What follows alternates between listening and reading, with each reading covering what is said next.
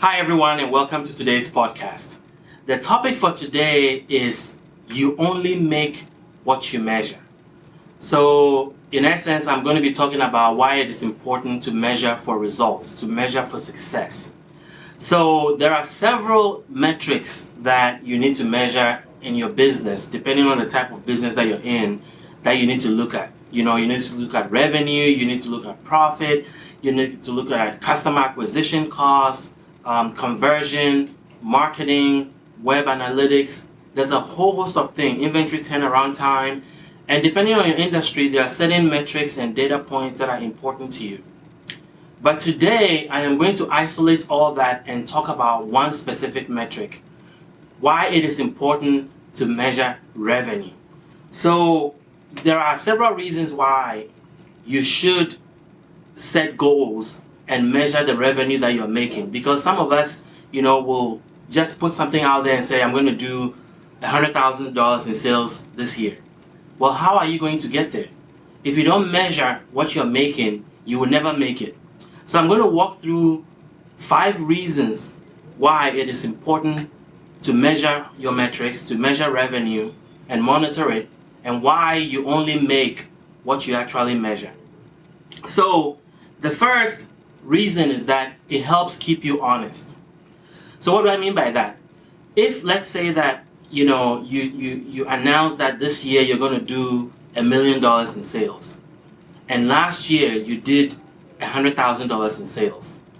Well, the first question is, how are you going to get from $100,000 to $1 million? So let's say that you have a retail shop, you sell coffee, and each day 20 people come in and buy coffee, and out of those average of 20 people a day, you were able to make $100,000 for that year. And then the following year you announce that you're going to make $1 million in sales. Well, the question is, how are you going to get there?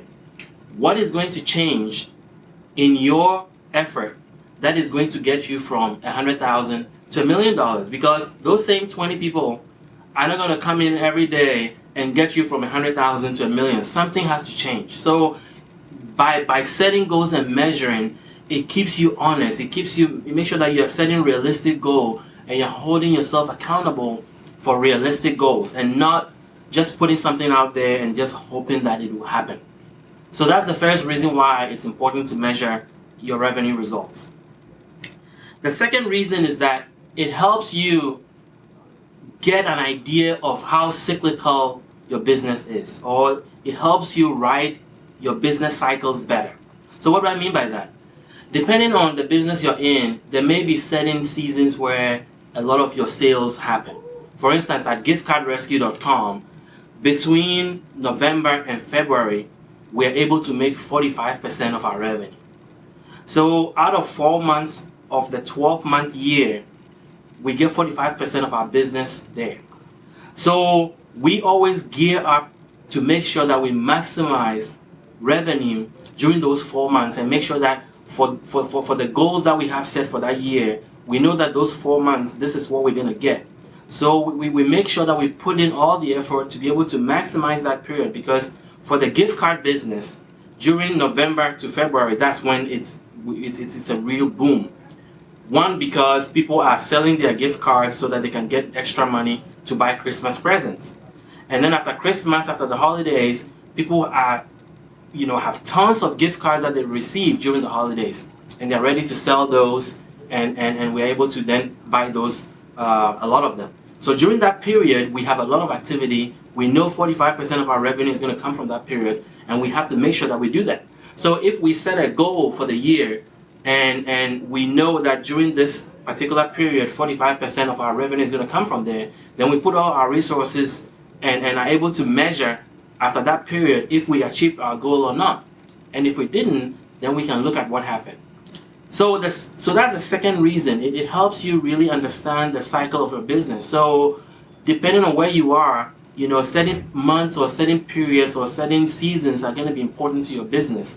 And when you forecast your revenue and you divide it by month, you can then see which of those, where the ups are going to be, where the downs are going to be, what season brings the most revenue, and then you're able to plan and take advantage of that. So that's reason number 2. Now, reason number 3 is that you are able to learn what drives your business. When you set goals and you measure them, revenue goals, you're able to learn what drives your business.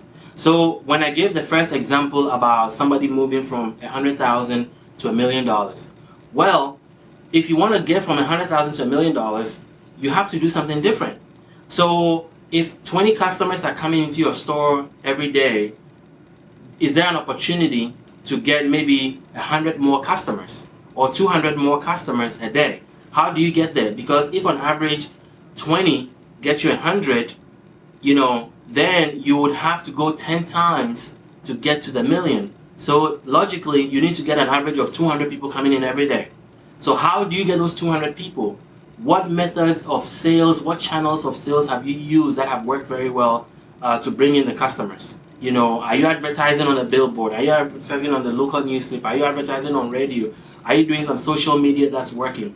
It helps you really, really identify which marketing channels drive revenue, drive sales, and then you're able to invest in that, knowing what outcome you're going to get based on what happened in the past. So by setting your revenue goals and actually holding yourself accountable to them, you are able to then understand the relationship between marketing and your advertising dollars and how they translate into customers and into sales. And so if you decide that you want to increase your revenue by a certain margin or a certain percentage, you already understand the relationship between your marketing and revenue generation. You already understand how much traffic you need to be able to convert and get to this revenue goal. So it becomes a very easy process to be able to then project future revenue because you understand that relationship. So that's reason number 3. Now, reason number 4 is that measuring and setting goals keeps you and your team on the same page. So if at the beginning of the year you announce to your team that, hey, we're moving from 100,000 this year to 200,000, you're doubling revenue, then you need to sit down with your team and figure out how are you going to do that. And then out of the gate, everybody knows what the top line goal is. This is where we are all going. We are all on the same page. We are trying to double revenue. Everybody understands what role they have to play in their individual department to get there. And then you're all singing the same song. So measuring is very important here because now everybody sees what the goal is. They have to buy into the goal. And once everybody has bought in and think that there's a realistic plan to get you guys there, then we are all going the same direction, and then there's no confusion about where the company is going and what's happening because we all know what the top line goal is. So that's reason number 4. And then reason number 5, why you should measure revenue, is that it's going to light fire under you. It's going to give you that extra push you need to make sure that you're honoring your commitments. And what do I mean by that? So you cannot just go and tell your team, today we're going from 100,000 to $1 million. And then everybody's looking at you like, okay, how are we going to get there? So you then hold yourself accountable to a metric that everybody can then hold you accountable to. And that's important because then you're not just hoping that things will just happen because you say it, because they don't. When things happen when you do something to change something. And I'm going to say that again. You move the needle when you change something, you do something to change something. So you have to make sure that when you're setting a goal, that there's accountability there. And because you've gone out there and said it to everybody, now you're lighting the fire under yourself to make sure that you get there. And so if at the middle, let's say 6 months later, you say you're going to get from 100,000 to $1 million, and 6 months later you're at 300,000. Then you know that the next 6 months you have to get $700,000 in revenue to meet your goal. And when you get to that realization, then the question is that doable?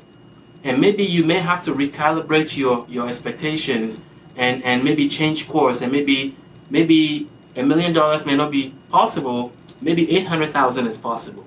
But by constantly measuring, by understanding your business cycle, by understanding the relationship between marketing and your sales, and by actually knowing what is possible because you understand the business and understand how it works, then you're able to realistically set goals and change direction when you don't meet them, and also analyze why certain things don't happen.